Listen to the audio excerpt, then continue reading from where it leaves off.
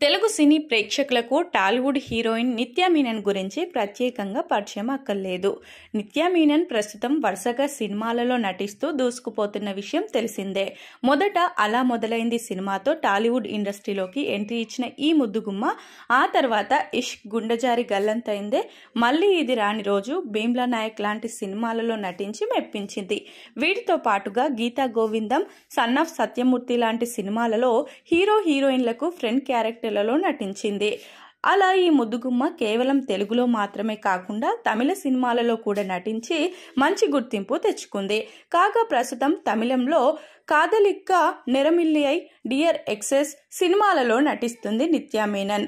తమిళ సినిమాలు తెలుగులో కూడా విడుదల కానున్నాయి. అయితే ఆమె నేరుగా తెలుగు సినిమా అంగీకరించి దాదాపు 2 ఏళ్లు అవుతుంది.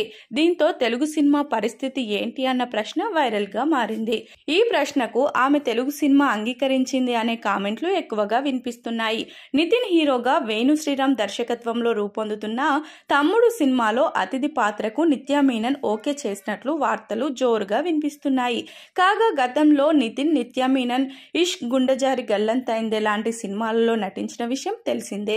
ఈ 2 సినిమాలు విడుదలయ్యి మంచి విజయం సాధించాయి. ఇక నితిన్ హీరోగా నటిస్తున్న తమ్ముడు సినిమాలో సప్తమి గౌడ హీరోయిన్ గా నటిస్తుండగా సీనియర్ హీరోయిన్ లయ కూడా కీలక పాత్రలో నటించనున్నారు. ఇక నిత్యా మీనన్ అతిథి పాత్రలో నటిస్తున్నట్లు తెలుస్తుంది. అయితే ఈ మధ్య కాలంలో నిత్యా మీనన్ ఇలా కేవలం అతిథి పాత్రలకు మాత్రమే ఓకే చెప్తుండడంతో ఈమెకు అవకాశాలు రావడం లేదేమో, అందుకే ఇలా గెస్ట్ పాత్రలకు ఓకే చెప్తున్నారు అంటూ పలువురు కామెంట్లు చేస్తున్నారు.